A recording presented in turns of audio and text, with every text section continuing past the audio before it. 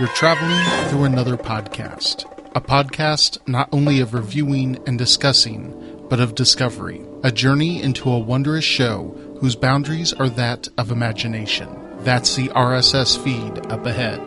Your next stop, Anthology. Hello and welcome to Anthology, presented by ObsessiveViewer.com. I'm your host, Matt Hurt, and if this is your first time listening, Anthology is one man's examination of the Twilight Zone as a first-time viewer. Each podcast, I share my first impressions, analysis, and overall thoughts on Rod Serling's iconic series, one episode at a time. I also cover modern anthology science fiction shows such as Black Mirror and the Jordan Peele-produced Twilight Zone reboot in bonus episode review series, and I also round out each episode of the podcast with a brief review of the classic 1955 to 1956 sci-fi anthology show Science Fiction Theater. You can find more of Anthology as well as a full episode archive at anthologypod.com. And if you want to contact me, you can use the Facebook page at facebook.com/anthologypod, tweet me at OVAnthologypod, or send an email to matt@obsessiveviewer.com. Today on the show, I'll be discussing Will the Real Martian Please Stand Up? It's the 28th and penultimate episode of the Twilight Zone's second season, and it originally aired on May 26, 1961. And I will be rounding out the episode with a brief review of Science Fiction Theater, Season 1, Episode 9, Death at 2 a.m. But first, I have some housekeeping and some things to kind of go over before I get into my review. So first of all, in my last episode, my last main episode, covering The Mind and the Matter, I mentioned that the music that was played in it was more jovial than usual and really plays up the comedic angle of it. That music was actually also used in the earlier Season 2 episode, The Whole Truth, so I just wanted to kind of point that out. And also, I just want to thank everyone for the kind words and the warm welcome back to the podcasting world here. I got a lot of good feedback and a lot of good just response from relaunching the podcast, and I can't thank you guys enough. It was really nice to hear from you guys. So I'm just going to kind of run down some tweets and posts and everything that I received. So a good friend of the show and good friend of all podcasts that I do, Aaron Jones, he said, "Great to have a fresh episode of Anthology." So thank you, Aaron. And my screenshots are huge here. And then Kevin Clowder. I really hope that I'm pronouncing that right. That's the first time I've ever said his name out loud. But he's been a friend of the show for a long time, but he shared a GIF of a cat. It was cute. Let's see. And then on Facebook, Monica Cantu said nice. And first time commenter Christy Sullivan said, "I've never written or commented before, but I really enjoy your show. I was delighted to see you released an episode and I listened almost immediately. Keep up the great work on a really fun podcast." Thank you so much, Christy. I really appreciate that. And let's see. And then also good friend of the show, Matt Andraco said, "Oh man, an anthology episode as an Easter present." And then I responded with, "It has risen." So yeah. So thank you guys for your support and for listening and for staying with me as I go through all of these hiatuses, and get back into the groove of things. Let's see, what else? Also, I am toying with the idea of doing Patreon exclusive recordings. Before recording this episode, I did record a brief Patreon-specific recording for Patreon for Anthology listeners. So on Patreon, if you go to patreon.com/obsessiveviewer, you can pledge a minimum rate of $1 per month, and you get access to a whole backlog of audio content on an RSS feed specifically for Patreon supporters, and I'm going to start doing more anthology-focused stuff. So anytime that I sit down to record an episode of Anthology, I'm going to do kind of a pre-show recording of me talking about science fiction and science fiction I've read or watched or consumed in any other format. I don't know what other format there is. Listen to, I guess. As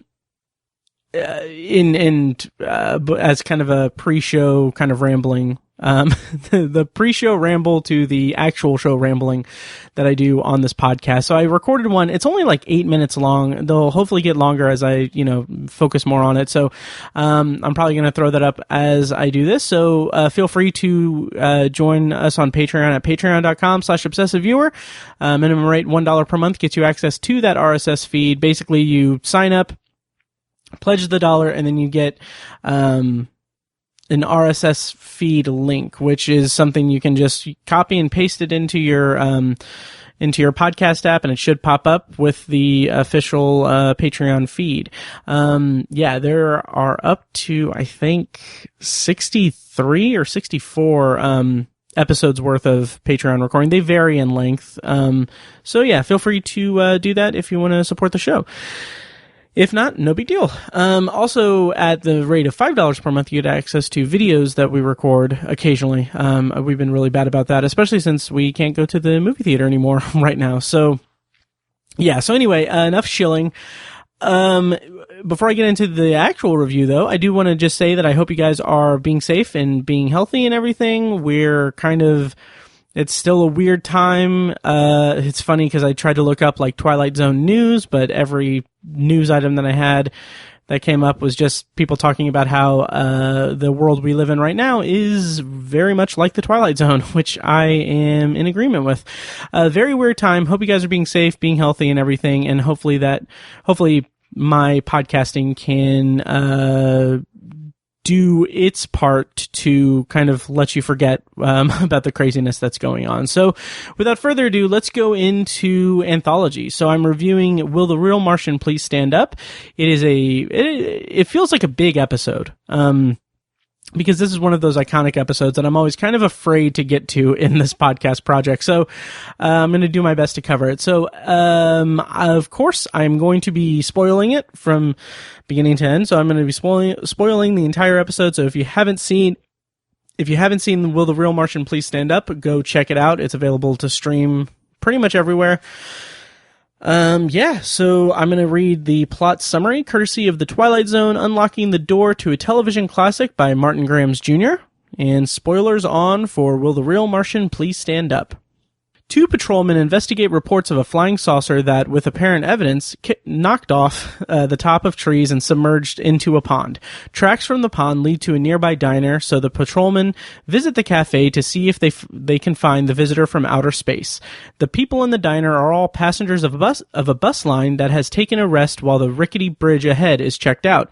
Spooky happenings such as the lights going on and off, sugar containers exploding, and the jukebox starting by itself confirm the suspicion of the patrolmen. After routine questioning, and with no law granting the men authority to retain someone under suspicion of being a visitor from outer space, the patrolmen are forced to let the passengers board the bus. An hour later, one of the passengers returns to the diner and explains to the owner that he is the lone survivor. The bridge was not safe, and everything and everyone died in the accident. Using 3 arms to light his cigarette, the old man confesses that he's an advanced scout from the planet Mars, sent ahead for colonization. The diner owner, however, has a surprise for his lone customer. Jeez, sorry. He removes his hat to reveal a third eye. He's from the planet Venus, and his friends have intercepted the Martians, so they themselves can begin colonizing. This episode stars John Hoyt as Ross, the businessman and Martian. This is his second and final episode of The Twilight Zone. He previously appeared in Season 2, Episode 8, The Lateness of the Hour. This episode also features Jean Wills as Ethel McConnell, the dancer. This was her only episode of The Twilight Zone. However, she did appear in one episode of science fiction theater called The Stones Began to Move, and she also appeared in 1956's Invasion of the Body Snatchers, which, by the way, just real quick, I got a chance to see Invasion of the Body Snatchers a few years ago, the 1956 Invasion of the Body Snatchers, on the big screen at the Art Craft Theater in Franklin, Indiana. If you're near Indiana, or if you're in Indianapolis, if you're near Franklin, I highly recommend checking out the Art Crafts website, and if you can, I would recommend getting a gift card, because they're an independently run movie theater that is obviously hurting from the shutdown and everything. So I highly recommend checking out. If you have the means, check it out and get a gift card for when they open back up. It's a really great organization that they have there. Continuing with the cast, we have Jack Elam as Avery, the crazy man. This is his only episode of The Twilight Zone. However, he was a very prolific character actor in Westerns, and he made, according to IMDb, he made a career with his eerie, immobile eye, which was caused by a fight with another kid at the age of 12. Apparently, it happened during a Boy Scout meeting that when another boy took a pencil through it and it jabbed his eyeball. Yeah, and Jack Elam, I'll talk more about him as I go into the review and everything, but obviously he is a very standout performance in Will the Real Martian Please Stand Up? And is this running? Oh, no, I have many other people. This has a big cast, a big ensemble. Barney Phillips plays Haley, the cook at the diner. This is his third of 4 Twilight Zone appearances. He previously appeared in The Purple Testament and A Thing About Machines. And the next we'll see of him is in Miniature in Season 4. And then as Trooper Bill Paget is John Archer. This is his only episode of The Twilight Zone. However, he did appear in 2 episodes of science fiction theater, and he did appear in the 1950 film Destination Moon, which I want to check out. I've never seen or heard of it really, but apparently it's pretty popular. As Olmsted, the bus driver, is William Kendis, and this is his second of 2 Twilight Zone appearances. He previously appeared in the season 1 episode The Fever.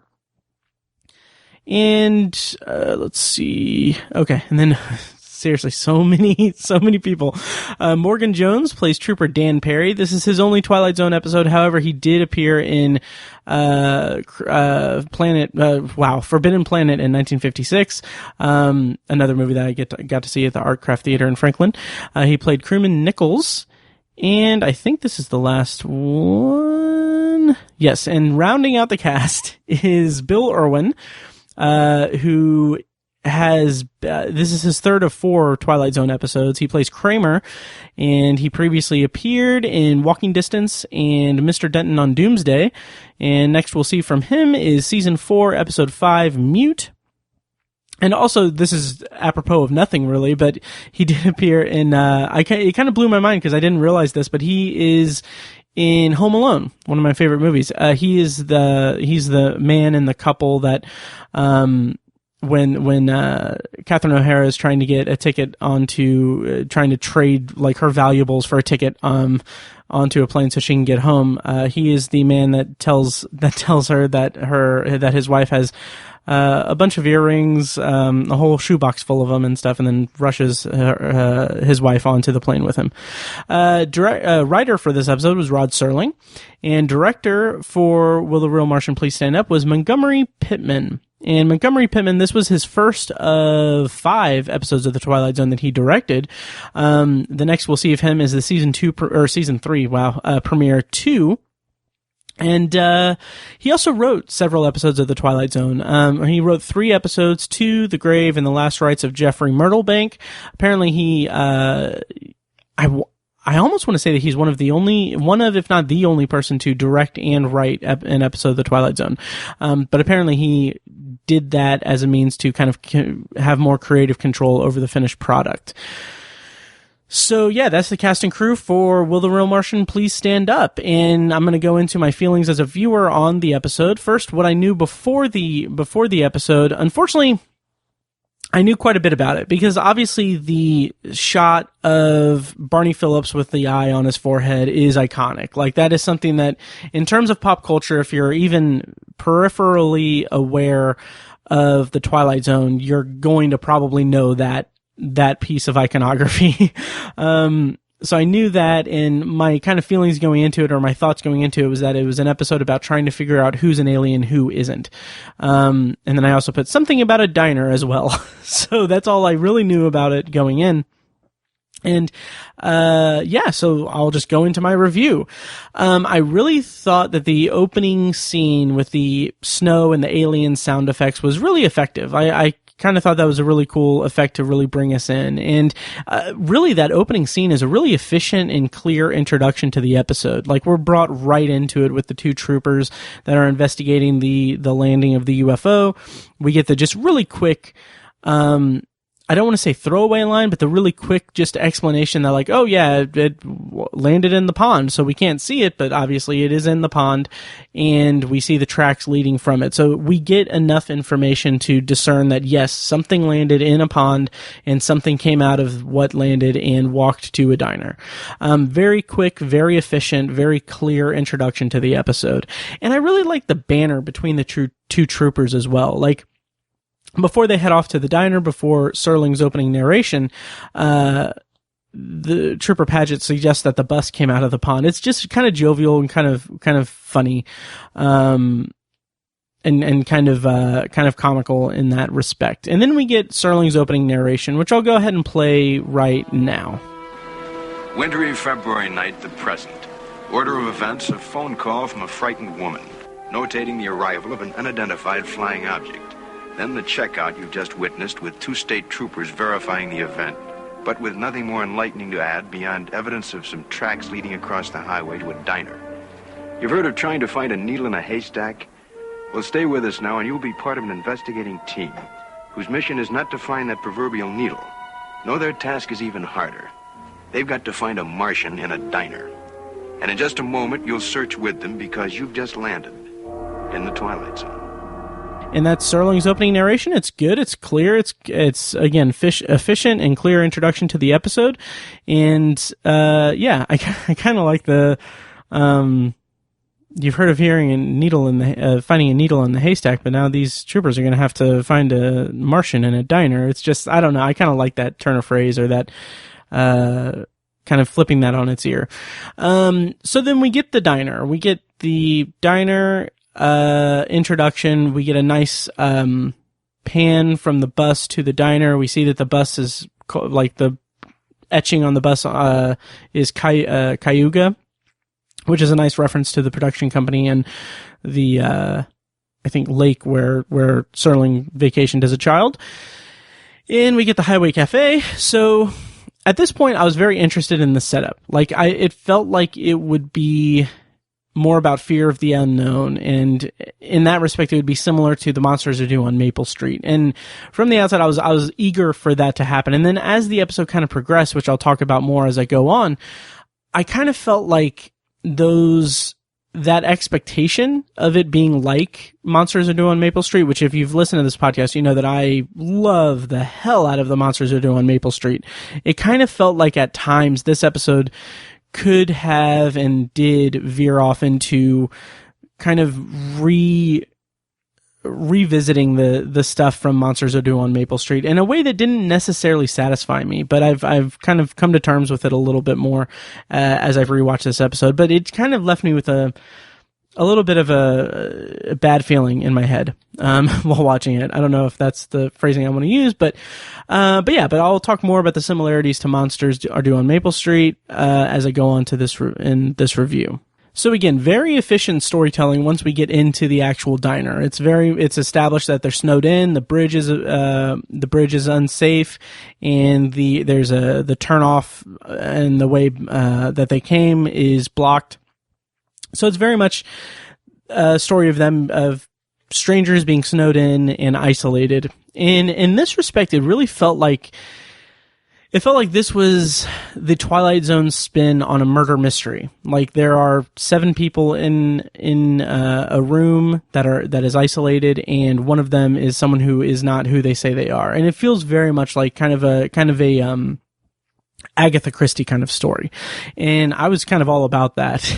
And I like how little control the troopers have. Like, the troopers don't have to poke and prod that much, but when they do, it's kind of almost a little silly. Like, when they ask the bus driver if he has a manifest for all the passengers and everything, the bus driver, Olmsted, is just like, what do you think I have out there? 707? Like, I don't have a manifest. And then I just really like that reaction that he's, there's really a good combination of sharp writing and good performing from the actor, because he's just like, if my bosses could make money transporting rum across the border, they would do that. But they're just happy to have whoever can get on the bus. Yeah, so I like that introduction and the way that the troopers don't have full control over it, but it's not that everything is out of control, not yet, and it doesn't really get to a point where it's necessarily completely out of control.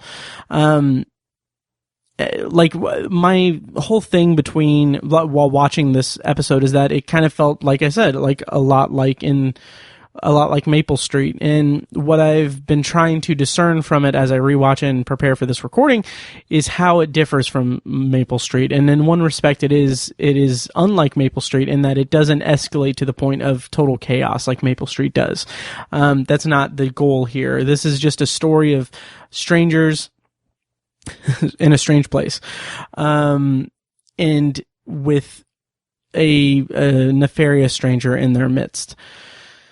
And I want to mention real quick, Barney Phillips, there's something about his, look and his just demeanor that he is this incredibly likable presence. And it goes further with his dialogue as Haley. Like, he talks about, how he's just, it kind of comes down as a really down to earth, no pun intended, and, kind of just friendly guy. Yeah, so I really appreciate Barney Phillips' performance here. And then we get the introduction of Avery, the crazy guy at the bar. And I don't, at the beginning, when I first saw this, I thought, man, he's kind of distractingly over the top. Like, he is in a completely different scenario than the other characters. And the more I watched it as I prepared for this review, the more I kind of really fell in line with his performance. Like, it is partially meant to misdirect us and think that, oh, well, he's clearly the Martian, but it is more complex than that, in that it is kind of a wild card character. He's undercutting the seriousness of the situation for comedic effect, but he's also poking fun at the science fiction element of the story, which I'll talk more about later. But I really loved his line where he's like, "It's just like a science fiction she is, a regular Ray Bradbury." I thought that was really cool and really interesting. I'll talk more about that later. So then we get, as the kind of story kind of ramps up, the troopers have explained that there's, a UFO has landed and there's there's an alien in our midst. So the dancer says to eliminate the couples, and so there are two couples. There's an older couple and a younger couple, and the younger couple are the ones that kind of disprove that theory that they can eliminate the couples, because if one person in the group of 7 is not who they say they are, the couples should be clear. But the young woman in the couple and the young couple so calls attention to the fact that he doesn't have a mole when she thought that he did. And I like that as a way to diffuse that very clear line of logic from the dancer. But I don't know. It doesn't really hold water, honestly. Like, if it's implying that the Martian can change its form, and that, the idea that the Martian changed his form into the young man and, for lack of a better word, eliminated the real young man, it would simply be replacing one of the 6 passengers instead of adding one to their number.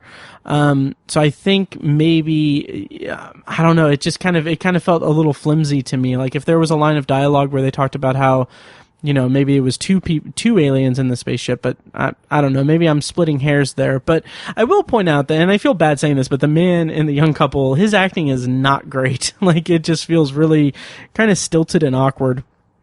I don't believe he really went on to do any acting after this.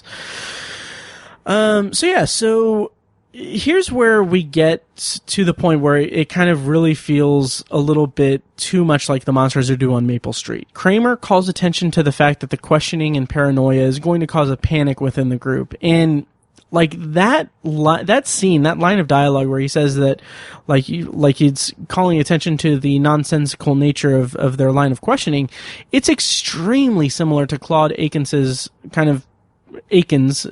pronouncement of the dangers of being a mob and the monsters are due on Maple Street.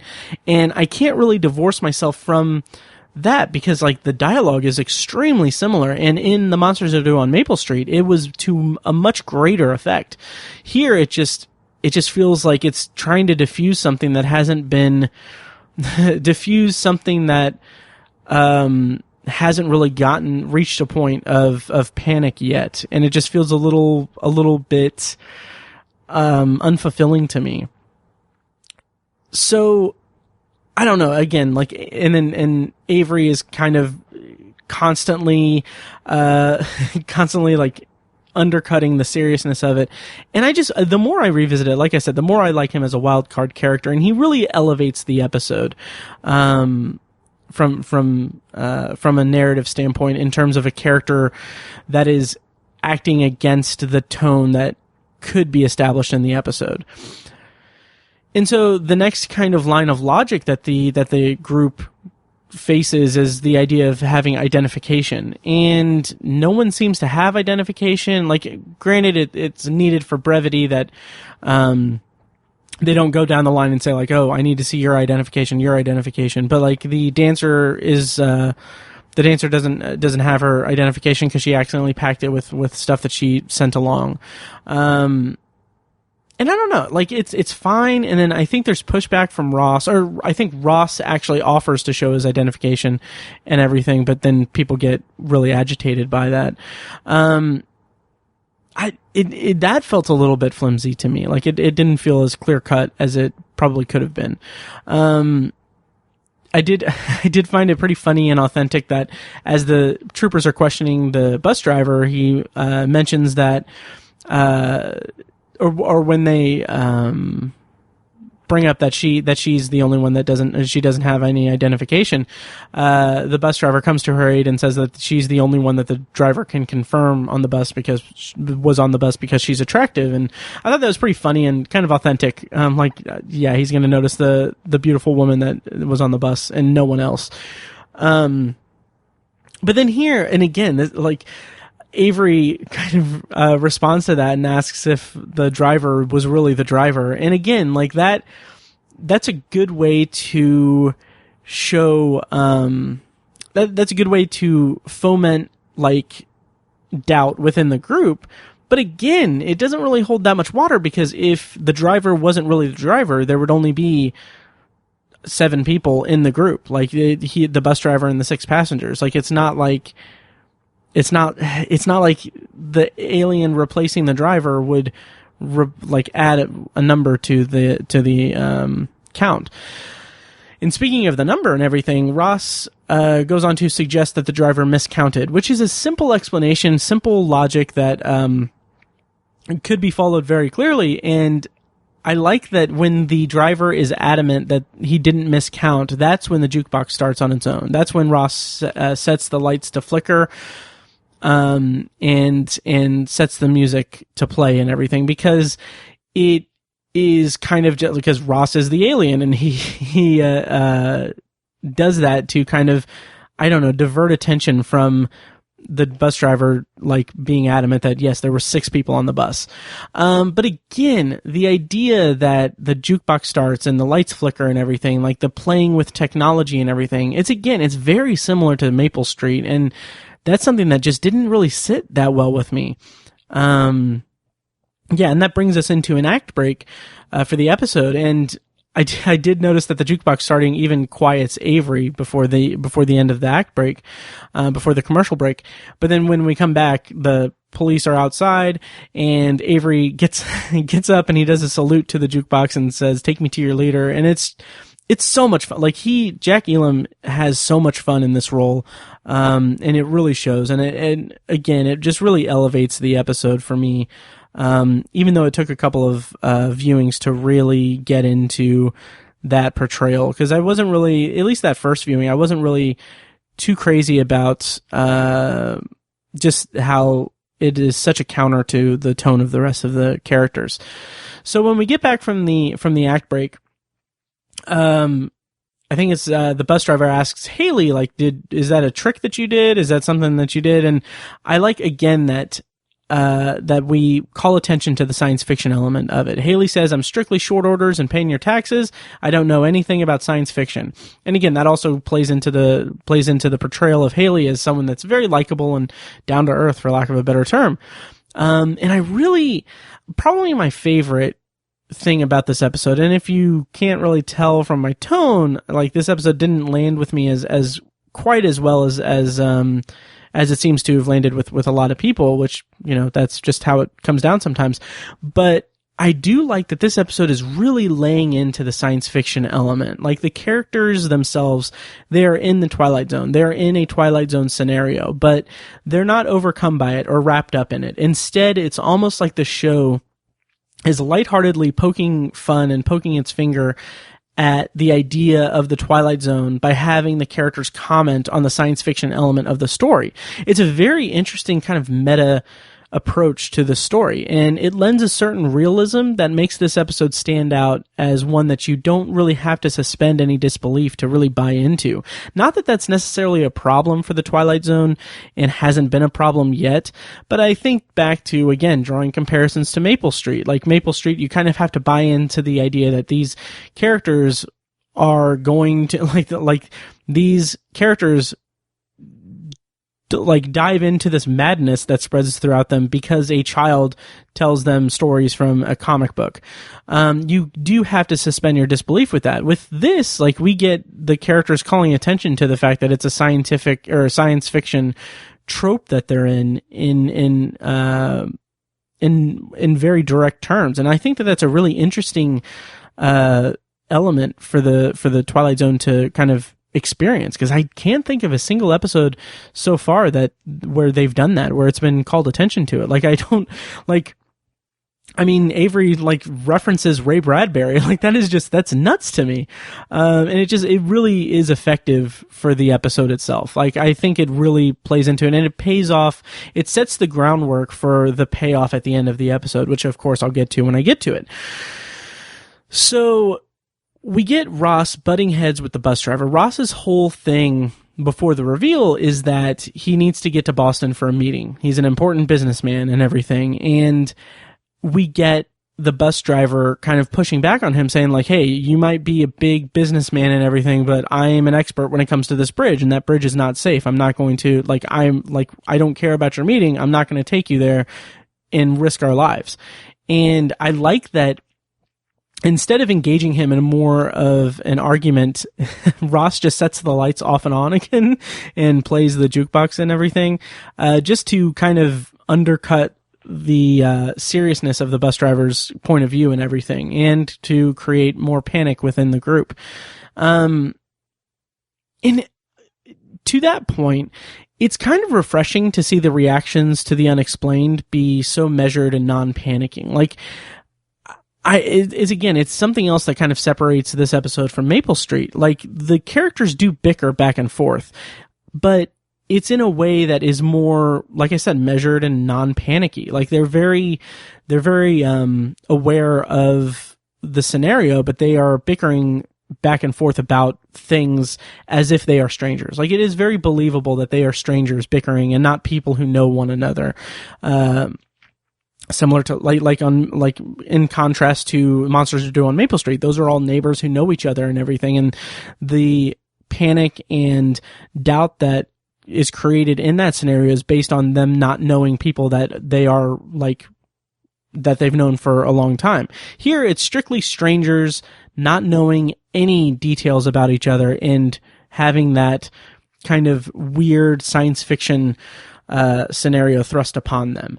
And it's, again, and I hate to just throw this up as a comparison to Maple Street and everything, but it's just not as compelling as Maple Street. So after that, we got Ross has set the phone to ring, and the trooper, answers it, and it's an electrical engineer telling him that the bridge is safe now. And I kind of like that as kind of just this blind, maybe not conscious statement, but it's kind of interesting that it's just oh, okay, well, it's fine, that we got confirmation, it's fine, we're going to blindly believe that and everything, and we'll go ahead and check it out too.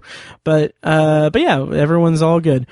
I kind of like that idea of the depiction of the Martian when everything kind of comes to a head later in the episode, at the end of the episode. This kind of idea of this all-powerful Martian, this all-powerful alien being, and that kind of is kind of frightening in a if this episode had a darker tone, it would be kind of frightening. So the troopers decide that they can't hold them for anything because, they can't hold people against their will for being Martians. So then everyone is kind of getting ready to leave. And Haley, again, Barney Phillips is fantastic. He's so friendly. Like he's settling up everyone's tab, and he has that kind of just polite, y'all come back now, except for one of you, because you're a monster. Just really, I really like his performance and the kind of, friendly aspect of it. And I couldn't tell if this was a subtle piece of comedy, but when he says that, when he's settling the checks and everything, Ross goes up to the counter and then he says, "Okay, you had 14 cups of coffee. That's $1.40." I couldn't tell. Is that supposed to be a joke? Because he's on edge that he had 14 cups of coffee. That's insane. But yeah, I thought that was kind of funny. So they load up on the bus. The troopers kind of check out the dancer, which was kind of funny. And Avery's joking that there's going to be more on the bus when they actually get to their destination. I think he said there's 7 now, but there's probably going to be 17 when we get there. And I kind of like that as a little bit of a misdirect. Even though I know that the end of the episode is going to be at the diner, I kind of thought that, maybe that would be the end of the episode, is that they do show up and there's more people, and that's going to be an invasion of aliens. So it was a nice misdirect. And then we get the bus leaving and we come back and Ross comes back into the cafe. And that's where this episode just really goes to a different place. Switches its tone just really, really quickly. He tells Haley that the bridge collapsed. The troopers went in, the bus went down, no survivors, no one got out, and everyone dies. That is a very dark ending for this episode, especially since we spent the last 20 minutes just being in this diner with these people. I just thought that was really, just kind of interesting and caused a little bit of whiplash, I think, for the viewer in a good way. It's good storytelling. So we get the reveal that Ross is the Martian, and it was funny because I didn't see that coming, because the only piece of information about this episode that I knew going in was that Barney Phillips has an eye on his forehead. And so I just assumed that he was the Martian, the titular Martian of the episode. So this was a nice surprise to see Ross is actually the Martian, and that he's an advanced man from Mars and they're looking to colonize. We get the really cool just visual effect of the third arm coming out of his jacket, and it's a really cool scene where he's fiddling with the cigarettes and everything, and he has 3 hands. And also just mentioning the cigarettes, this was Oasis brand cigarettes, which was a sponsor for the episode and for the show.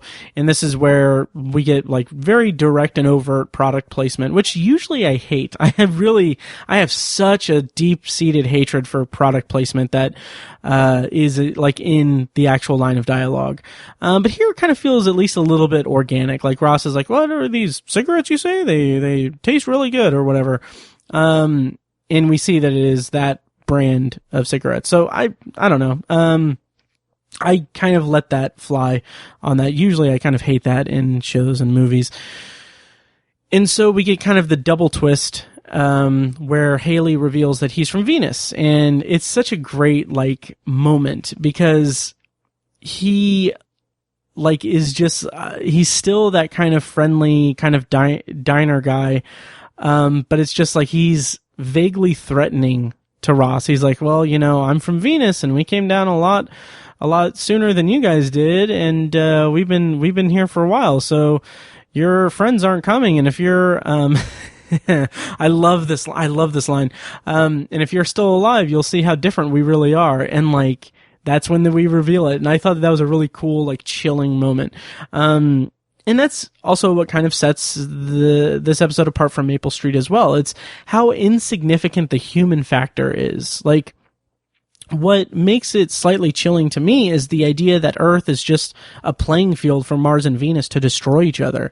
And I'm sure that there are kind of parallels to draw with war and everything, but the scene between Ross and Haley at the end of the episode, just, it brings the episode home in a very kind of more satisfying way than what the episode had been up until that point. Because after being so grounded in reality and even going so far as jokingly poking fun at the actual science fiction element and calling attention to it through dialogue, this scene is what truly brings us into the Twilight Zone itself. Like, it creates this really strong feeling of whiplash in the viewer. Like, up until this point, everything has been grounded in reality. All the dialogue has been, like, very much measured and calm. Like, it's not like they're freaking out over over the weird electrical anomalies that are happening. Instead, they're just confused and bewildered by it. And so it's a very grounded case of characters being in the Twilight Zone, if we think of the Twilight Zone as a physical entity, a physical realm. And then we have that, and then we suddenly just get thrust into it. We've gone from this small, isolated diner of this handful of people talking about things and arguing and bickering, and then we're suddenly in this, like, solar system. We're in this galactic battle between Mars and Venus, and we're just brought so much information in this scene between Ross and Haley that it weights the episode. It gives a more weighted feel to the episode and more kind of storytelling importance, I guess. Yeah, and then we're left with that. Like, that's it. That's the end of the episode. And again, I'll go ahead and play Serling's closing narration, then go into my closing thoughts for the episode. So here's Serling's closing narration for Will the Real Martian Please Stand Up? Incident on a small island, to be believed or disbelieved. However, if a sour-faced dandy named Ross, or a big good-natured counterman who handles a spatula as if he'd been born with one in his mouth, if either of these two entities walk onto your premises, you better hold their hands, all three of them, or check the color of their eyes, all three of them. The gentleman in question might try to pull you into the Twilight Zone. All right, and so my overall thoughts on this episode is that it's solid. Like, it's an iconic episode of the Twilight Zone. There's iconic imagery, like the makeup effects of the eye on the forehead is really cool, and the visual effect of the three arms on Ross is really cool as well. And I also just like the set design, the snowy kind of wooded area at the beginning of the episode is really good at establishing, like, the isolation and the kind of the crazy erratic weather, and it sells the isolation really well. Of course, obviously my kind of overall thoughts are hampered by my appreciation and just sheer love for the Monsters of Do on Maple Street, which shares a lot of similarities with this episode. So I kind of had to really kind of work to work to kind of divorce myself from the similarities between the two episodes. Obviously, I much prefer The Monsters Who Do on Maple Street, but as a piece of more lighthearted Twilight Zone fare and kind of more comedic, I guess, I do appreciate Will the Real Martian Please Stand Up? So I did like the episode. It just didn't really hit me as hard as some of the other episodes have. Or, spoiler alert for next episode, The Obsolete Man did, because, man, I'm excited to talk about that episode.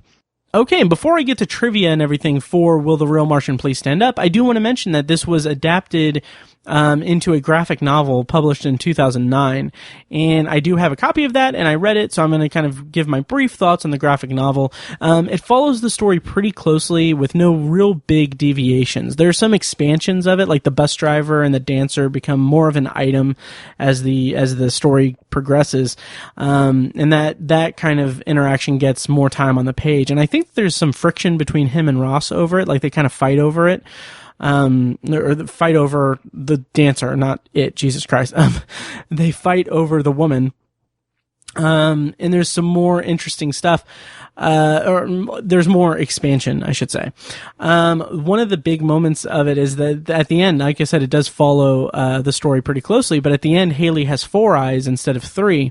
And I thought that was interesting because it honors the original idea of the episode, which I'll talk about, in trivia, which, I will go into trivia for Will the Real Martian Please Stand Up? Obviously I mentioned in the review, the name of the bus line is, Cayuga, which is, referencing Cayuga Productions. And, some other interesting kind of naming things is that the character of Olmsted, and the character, Connie Prince, they were named after Connie Olmsted, who was Serling's personal secretary. Peter and Rose Kramer was another kind of trivia piece, in joke. Carol Serling's maiden name was Kramer, so that's where that name came from. And Avery was named after Ira L. Avery, who was a friend of Serling's, who had written teleplays for Armstrong Circle Theater and the Philco Television Playhouse. And finally, the character of Ethel McConnell was named after Ethel Winnant, who was the casting director for the Twilight Zone. Okay, and as I said in the talk about the graphic novel, the alien from Venus was supposed to have 4 eyes, so an extra 2 on his forehead to indicate extra 2 on the forehead. The makeup artist for the show, William Tuttle, was only able to add 1 eye to the forehead, and he did that by rigging a hidden wire designed to allow a man off camera to move the eye left and right. Okay, and rounding out trivia, this episode was referenced in the song The Twilight Zone by the band Rush. So, that song has a lot of references to The Twilight Zone, of course. It makes references to Stop Over in a Quiet Town, which obviously I haven't seen yet. And so that's pretty interesting. Apparently it makes reference to this episode. Okay, and that's my review of Will the Real Martian Please Stand Up? Oh, I had one other thing. Why didn't I not have that here? Oh, okay. Yeah, I forgot this. Crap. Final piece of trivia for Will the Real Martian Please Stand Up is that the initial draft of the script was originally titled Nobody Here But Us Martians, which I believe is a reference to an ad campaign for chicken, or chicken is, I don't know, nobody here but us chickens, I think. I don't know. I'm way off on that. Or I'm possibly way off on that. So the episode actually had that title, Nobody Here But Us Martians, for the duration of production, and the title was eventually changed before airing, to Will the Real Martian Please Stand Up? And I didn't know this. This is interesting. The new title was, kind of a reference to a popular television game show called To Tell the Truth, in which the host, Bud Collyer, coined the phrase, will the real, and then whoever the secret celebrity in the show was, please stand up. So I didn't know that. That's interesting. And then, of course, obviously, Eminem has the song Will the Real Slim Shady Please Stand Up? Okay, and that'll do it for trivia for Will the Real Martian Please Stand Up? And I'm going to round out this episode with a brief, non-spoiler review of Science Fiction Theater Season 1, Episode 9, Death at 2 a.m.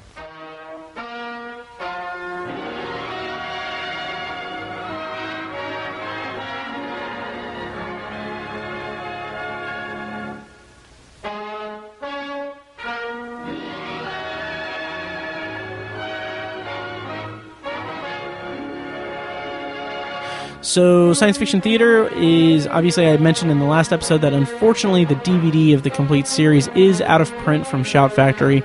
So, and also the YouTube channel that had a ton of episodes uploaded is now inactive. If there is, I didn't have it in my notes, but if there is if this episode is available on that dailymotion.com website, I will put a link in the show notes. I believe it is. So, Science Fiction Theater, so Death at 2 a.m. The pre-show thing had Truman Bradley, the host, talking about strength, and how the normal man is supposed to be able to lift the equivalent of his own weight. And I thought this was funny. There's a piece of of weightlifting equipment. Oh my god, why am I not? This shows a lot. This is revealing a lot about how sedentary my life is. But there is a barbell with weights, I think, is the correct correct verbiage. But he squats down to try to lift it. But he can't. It's kind of a cute, like, oh, I can't lift a thing.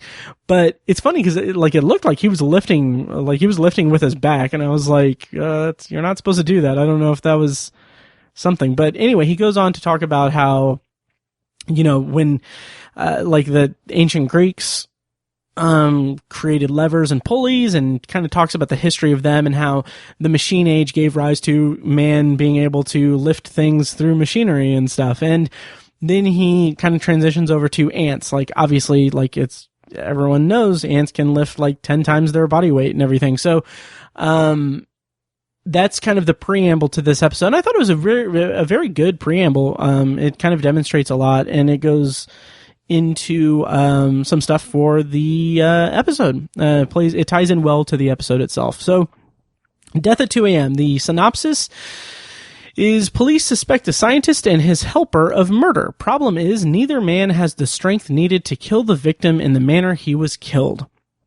This episode of Science Fiction Theater was directed by Henry S. Kessler and written by Ellis Marcus, with a story by credit from Ivan Tors. This episode stars Skip Homier, John Quaylen, Ted DeCorsia, Virginia Hunter, and Douglas Henderson. So, I've talked a lot about how science fiction theater plays up the scientific aspect of it more than the science fiction aspect of it, and it's kind of grounded in reality, which I appreciate about the show. This episode has an interesting twist to it. It opens up with this murder that happens in an alley. Like, it's a scuffle, and it ends up with a man being strangled. And so from that point on, it goes into this kind of police procedural, like, kind of criminal conspiracy thing married with this scientific aspect to it, which I thought was an interesting way to complement the story. Like, those two aspects of the story complement it, because there's a police officer or detective who comes to question a couple of the characters. So there's Assistant Professor Reynolds and Professor Avery. Professor Avery is an older man, and Assistant Professor Reynolds is a younger man, obviously. And so it's revealed that Reynolds has this criminal record, and he was being shaken down by the victim of the murder. So this guy Munson had sent him a threatening letter to blackmail him because Reynolds has a criminal record. So as the show progresses, we kind of discover that what happened is that Reynolds has a perfect alibi for it. And when it's revealed, like, what actually happened to have Munson killed, is very much steeped in Professor Avery's scientific endeavors and everything.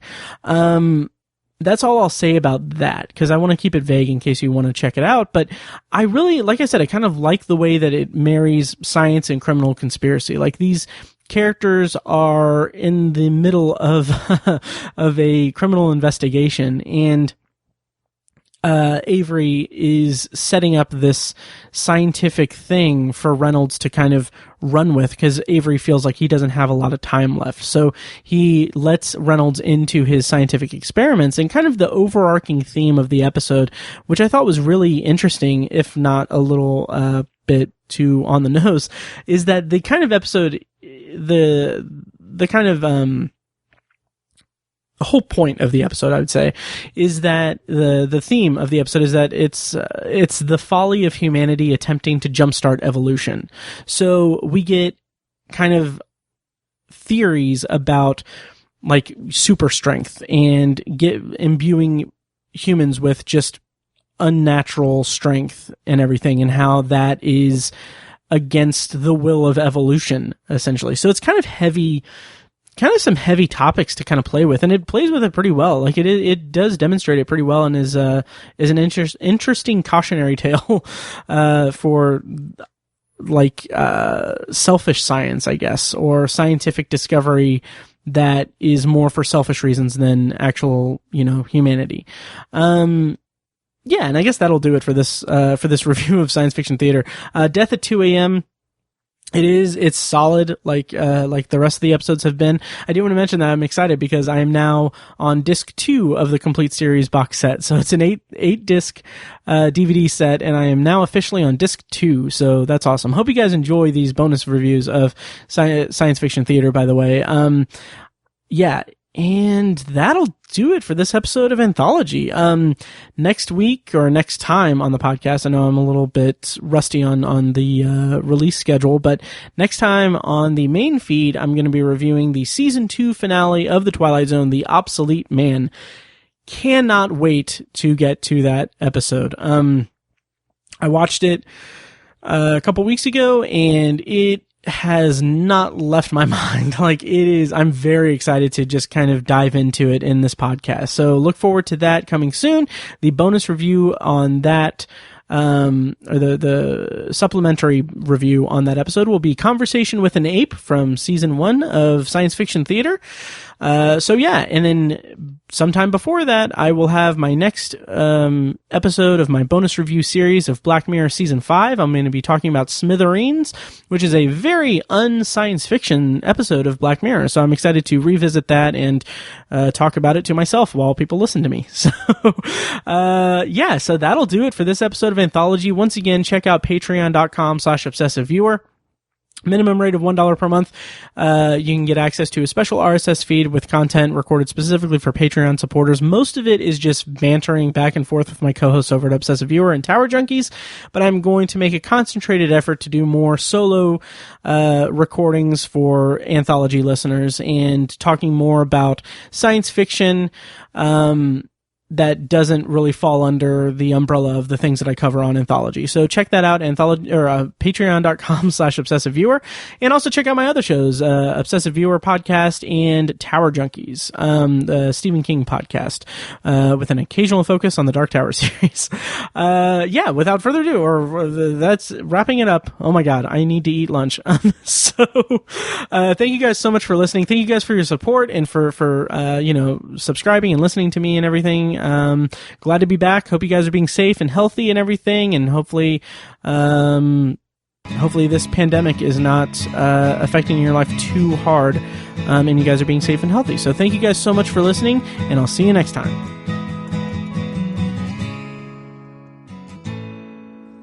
And now, here's a clip from a recent episode of Tower Junkies, a podcast exploring the work of Stephen King from ObsessiveViewer.com. It is one of the most satisfying movie moments I've maybe ever had. Like, yes. It's really mind-blowing that, like, I can still feel this way when we have the portals scene from Avengers Endgame and we have, like, so much other stuff going on, but, like, this is such a unique meld of it's such a cool moment to end the movie on. It's so great.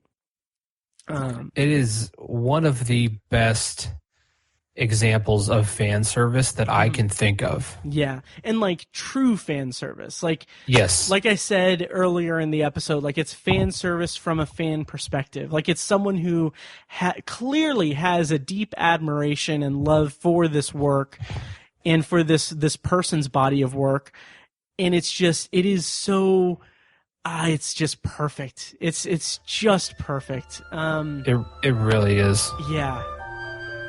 Anthology is edited and produced by Matt Hurt and presented by ObsessiveViewer.com. For a full archive of our episodes, go to anthologypod.com/archive.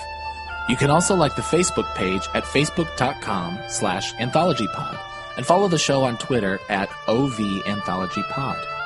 If you enjoy the show, please take a couple minutes to leave us a rating and a quick review on Apple Podcasts. This is the easiest way to support what we do, and all it costs is a little bit of your time. If you'd like to donate to the podcast, you can make a PayPal donation at anthologypod.com/donate or support us on Patreon for recurring donations and access to commentary tracks and B-roll audio recorded exclusively for patrons at patreon.com/obsessiveviewer. Every donation goes toward paying the fees to keep the podcast running and is greatly appreciated. Official Anthology merch, including shirts, mugs, phone cases, and more, can be found in the Obsessive Viewer's TeePublic store. You can find a link to the store in the show notes of this episode and at anthologypod.com/donate. Or you can simply search for Obsessive Viewer at tpublic.com. For information about the Obsessive Viewer's annual live event showcasing short horror films from local filmmakers, check out shocktoberinirvington.com. And for an archive of all our events, as well as news about potential future events, head over to obsessiveviewer.com/live. For more podcast content, you can find our flagship movie and TV review and discussion show, The Obsessive Viewer Podcast, at obsessiveviewer.com, and on Twitter at obsessiveviewer.